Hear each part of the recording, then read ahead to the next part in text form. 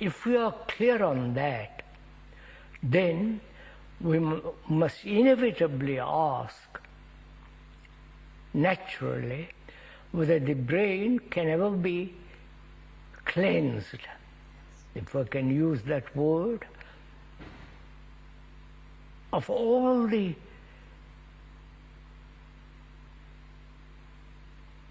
process of time.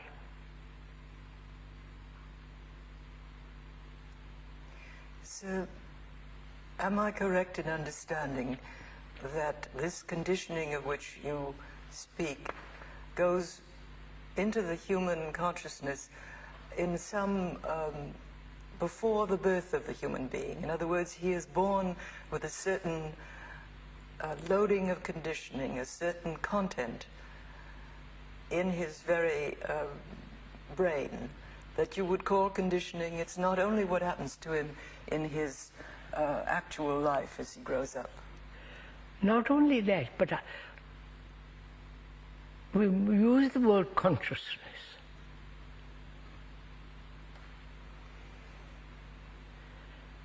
Which is, if we can examine that for a while, that consciousness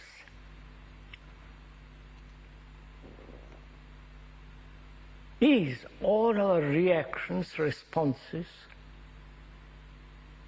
all our idiosyncrasies and tendencies, both biological as well as psychological, and all the beliefs, faith, the gods man has invented, the rituals, the daily routine of work with its boredom, with its mechanical responses, and also the fears, the anxieties, the pain, the depression, the elation, the intense sorrow, the loneliness, the uncertainty of the future, all that, and the fear of death and the continuity and all that is our consciousness. That consciousness, with its content, is the conditioning. And that conditioning is centuries old. So the brain itself is the center of all this. Though the speaker is not a specialist in the brain and all that, we wouldn't even claim that, which would be absurd. But he has watched very carefully not only the way his own behavior and other people's and so on, and has acutely observed.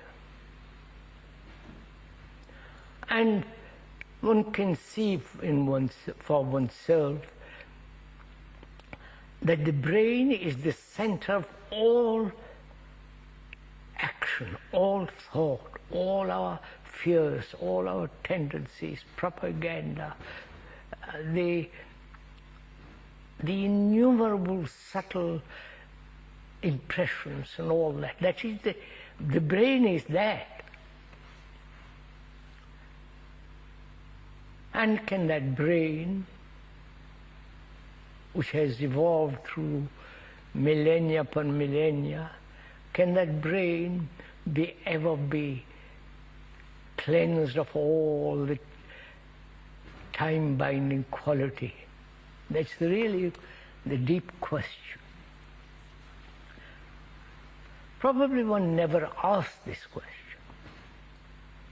because the biologists and the others are really interested in research the quality of the brain, how the brain works, how the electrical responses and so on. But they never ask it. Not that they have not asked, some may have. But we human beings who are not professionals, who are really laymen, or ordinary, intelligent human beings, we've never said, asked, or even inquired deeply, this brain, which has evolved through long duration of time, whether that brain can ever be free of its content. And that is the question we are asking now.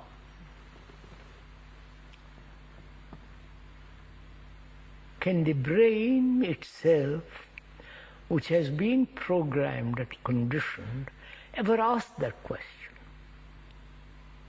Or one really watches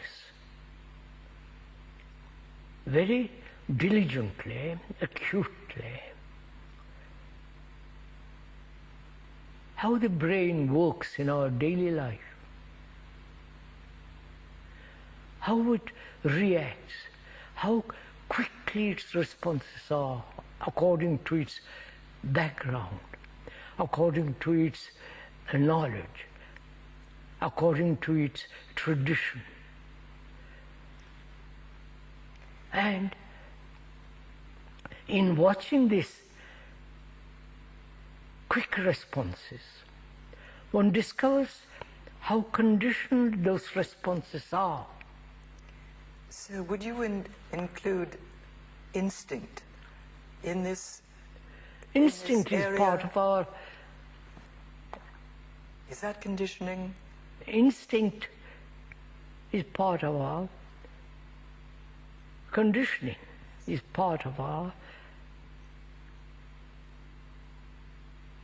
brain which has been programmed. My instinct, say from one's instinct, when you meet a dangerous animal, is just to run, or kill, or do something about it. I hope not killing. Not to kill that beautiful animal like the tiger, or a cobra in the field. One has watched these animals fairly closely in the wild, and they are most extraordinary things they are, not to be killed but to establish a relationship with them so that there is no fear in looking at them. That's a different matter. Instinct, that is really quick response, is colored naturally by our past knowledge. That knowledge may be very, very hidden, subtle, but without that knowledge, instinct becomes, is not possible, surely. Like intuition is another word which is used very often. Again, that intuition may be the background of our desire, of our longing, of our hidden deep recesses of one's own brain, which has hidden fears, hidden longings, hidden loneliness, and so on. So really, what we should concern ourselves during this morning dialogue is to see whether the brain, which has evolved endlessly through time, whether that time can ever free the brain, or must the brain struggle ever endlessly in the field of knowledge, trying to ascend through knowledge to freedom.